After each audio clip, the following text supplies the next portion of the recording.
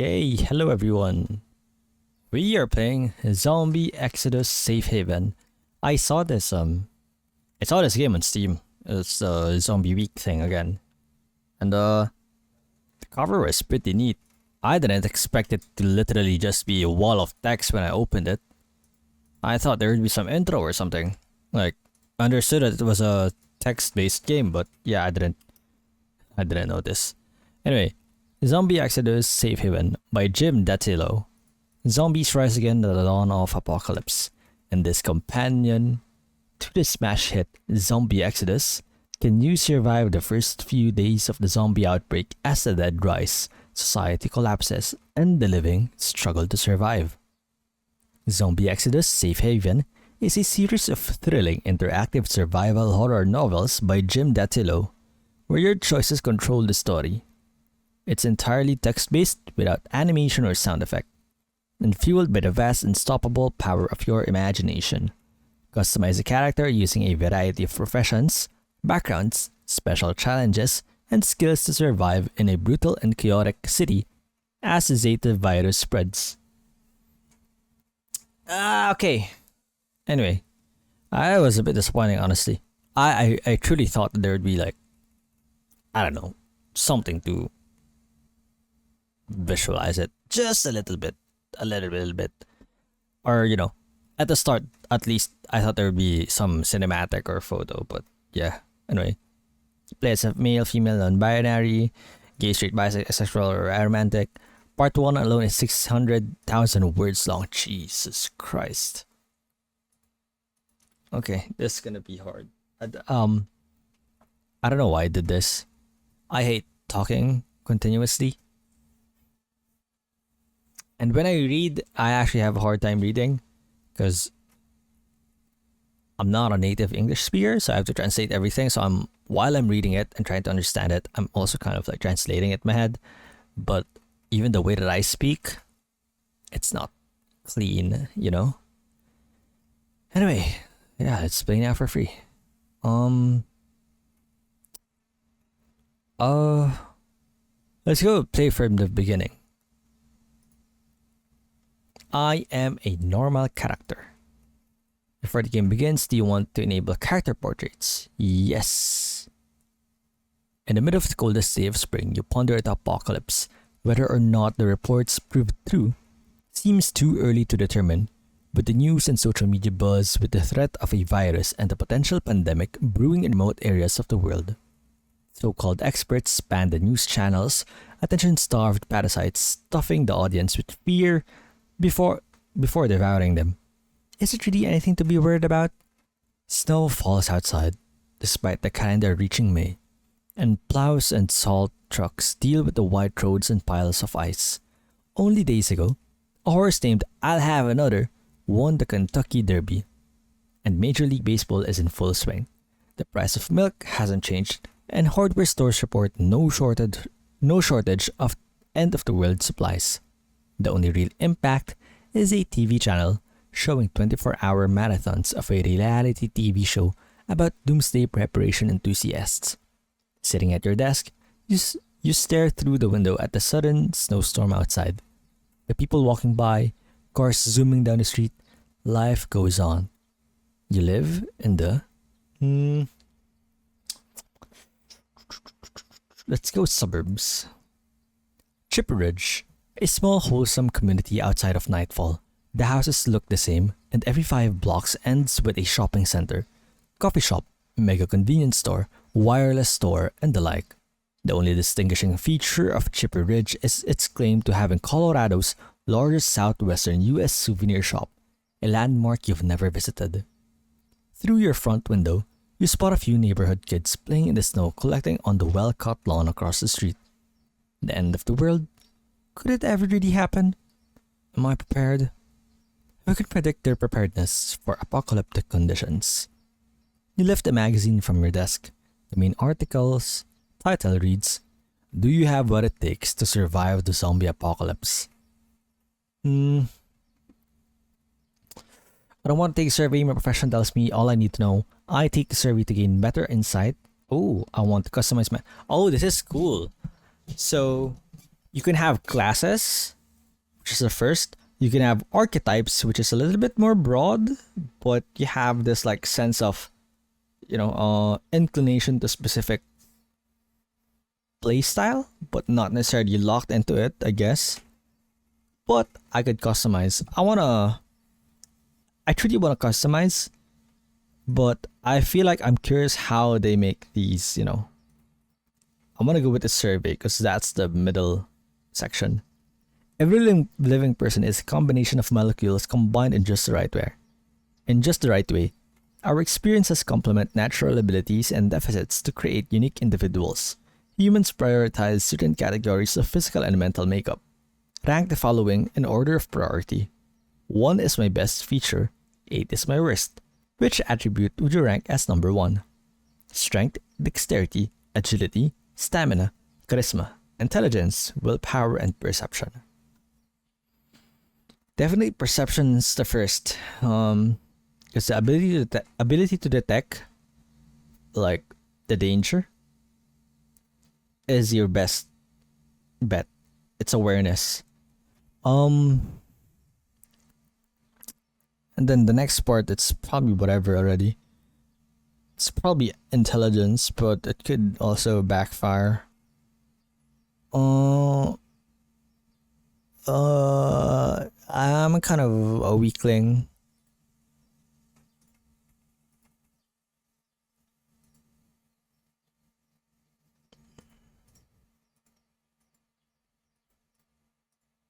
Yeah. Okay. Sure. You know what? Sure. I don't mind this. This probably. Yeah, I'm not fit. So yeah, sure. The magazine turns to the topic of professions. One's profession reveals much about his or her knowledge, experiences, and numerous skills. Some professions prepare people for handling the harsh life of apocalyptic survival. Some professions increase one's ability to deal with other survivors, while yet other professions are perfect for rebuilding society in the aftermath of a civilization-altering event. Many professions have preferred skills, which can improve at an easier rate and may reach master level. Non-preferred skills may only reach a superior level of ability, usually enough to accomplish most feats. What profession best describes you?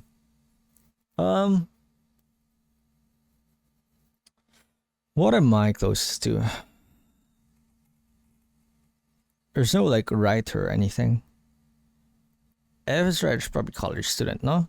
But I'm not a healthcare person, but my job revolves around healthcare. One of my jobs kind of revolves around it, so let's go healthcare. Let's go social worker. Devoted to the quality of life of their patients, social workers work with clients to maintain a healthy lifestyle. Social workers perform counseling, link clients to services, advocate on behalf of clients in healthcare matters, and develop policies to support social welfare.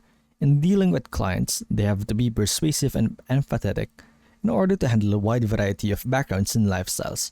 In an apocalypse, social workers show their skills in helping cope with the dangerous, ever-changing civilization and chaos that could destroy the mental health of even the strongest survivor. This is actually pretty close. Although I am definitely not empathetic, my persuasive capabilities in real life are probably pretty poor. I mean, I can be persuasive. I just am not agreeable. Untrained skills. Jesus Christ, this is everything that. Yeah, you know what? Yeah, sure. This is pretty, pretty true. I don't have any of these. I'm definitely not intimidating. Maybe stealth is incorrect though, because I rarely get noticed as a very quiet individual. Some individuals have challenges, either inherited through genetics as a result of illness or developed through the course of life. Though these disadvantages can cause difficulties for most people, they often grant opportunities for growth in other aspects of life. When a deficit occurs, people develop ways to compensate. Some perceived challenges may even be positive. Definitely fear of heights. Yeah. Oh, I could add more. What else? I don't have any of these. Yeah. No, I'm good. Okay, what is this? Looking over the list of skills in the magazine, you realize it doesn't account for the extra training you've had throughout your life. Skill levels may be raised using skill points. The cost of a skill level is listed beside the name of the skill. Okay. I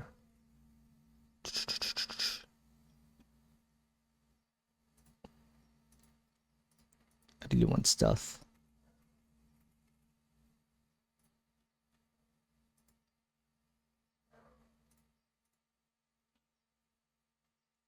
Okay, I'm just gonna add like a lot of these things.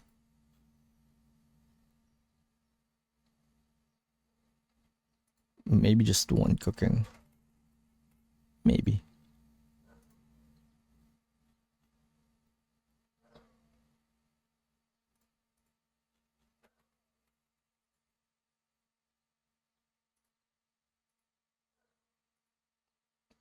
Okay, I'm good. But all the stress of the outbreak, focusing on something you enjoy is a worthwhile way to clear your mind, relax, and forget about the apocalypse. Throughout your life, you've enjoyed many hobbies and pastimes, but two have captured your interest the most, the first being playing video games. Second hobby is probably... Is it drawing? Yeah. Though you have many priorities for surviving the outbreak, finding time for your hobbies may help you cope with the pressure. Prologue. Okay, you drop the magazine and stare out the window with the flakes of snow drifting from the midday sky, the clouds swirling in a dark amorphous blob. Heat from an old radiator warms your hands, and the wonderful aroma of homemade vegetable soup, Grandma's recipe, wafts through the air. Your vacation ended, and now it's back to business. A crash from the back of the house. You twist in your recliner and face the kitchen. The thin wooden door only a few feet away. You wait a few accelerated heartbeats and hear no sound from the other room. Rushing to the door, you open it in a slow swing. The old hinges creak in exaggerated squeals, each one instigating a cringe. You shiver as you pass the door. Cold air greets you with a sharp flow, as the wind carries snow through a shattered window. Ivory-colored curtains over a bay window flutter in the frigid May air. On the yellow tiled floor, a creature twitches, small and brown, with dark red swatches and a fresh, bloody glaze.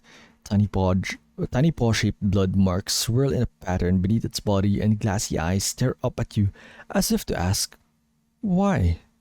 Your smartphone vibrates in your pocket and you view the screen. Jamie, you decline the call. There are more important pressing matters.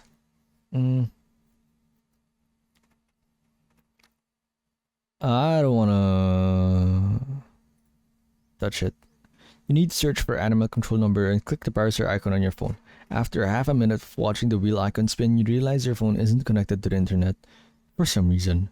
You leave the kitchen and rush to your laptop on the living room desk. You click on your browser. Your internet connection is working here at least. Searching for the number to the township animal control, you punch the digits on your phone. After 6 rings, a recorded message comes on. Thank you for calling Nightfall Animal Control. Our office is experiencing considerable call volume today, May 10, 2012. Please leave a message as this mailbox is monitored for emergencies. You leave a brief message about the odd squirrel bursting through your window. You hang up and return to the kitchen. No squirrel. You cross the kitchen and scan the floor. A smear of blood lies diagonally where the body used to be, with a scant patch of grey and brown fur embedded in the dark stain. The kitchen door leading to the back porch bangs shut. I'm not going out there. You press the door to affirm it is closed, lock the handle, and shut the deadbolt. As you step back from the door, you notice snowy footprints trail from the stain to the porch. Your phone buzzes. Jamie again. Hey, you say, and lean against the wall of the kitchen. Yo, you seeing this stuff on the news? Every channel is talking about this infection. People dying and coming back to life. Zombies. Do you really believe in zombies? I don't know what to believe, but I read about it all night at work. Jamie works security at Sober Lounge, a hip nightclub in the north end of Nightfall. At 6'10", 400 pounds, His presence bestows all the security the nightclub requires. So should I be stockpiling water and guns? Time to board up the house, you ask. Not sure I'd go that far yet, but as I was reading this book on Spanish flu and... You just happen to read books on pandemics? Well, I was reading one the last months of World War and it's okay, whatever. Anyway. Cut Jamie off. Jamie, I'm kind of dealing with something here. You say, can I call you back later? Sure, but I'm sending you some emails. Check them out. Sounds good. I have faith, though, says his voice, sounding more relaxed. The government will come through and keep us safe. Too many powerful people stand ready to protect us. Politicians, scientists, the virus doesn't care who it affects. They know that, and will work to stop it. I hope so, Jamie. Changing topics. Did you finish your profile for that? Okay, what the fuck am I doing here?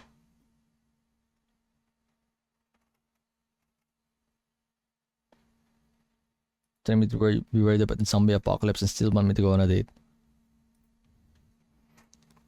And Jamie's chuckle rattled through the phone line. Fair point. But it's just a few questions. If you get around it, I sent you an email. Okay. Take your friend to get your free matches today. I am a male. Terms of relationships, you wait, it's still the prologue? Oh, but yeah, it just said prologue. I'm still stupid. But like it's still like character creation? Sure, both romantic and sexual. Females, first name. Yeah, let's be pretty bland. Let's go Alex Campbell, sure. I fill out the full profile. Oh shit. Okay, I don't know. Does it even matter? That's so long. I mean, I get it. The thing though is that no, I don't think there's another thing, but like I guess I expected there to be some sort of like visualization in some way, but I just it's my expectation that I put on the game, and it's not the game failing per se, you know. Anyway, what the fuck is this? Scan search for other emails. The fuck is this?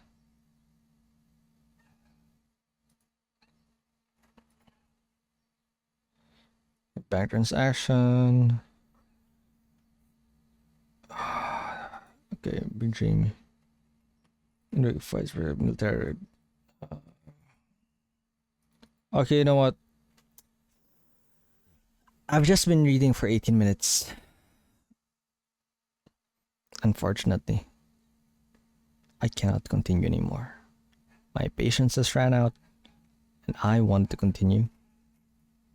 But it's not because the game is bad. It's just that I expected something differently, and it is my fault. Anyway, I guess that's it for now. This is a pretty useless video, but at the very least we got to preview it a bit. Anyway, let's go on a date with Vivian. Anyway, GG's for now.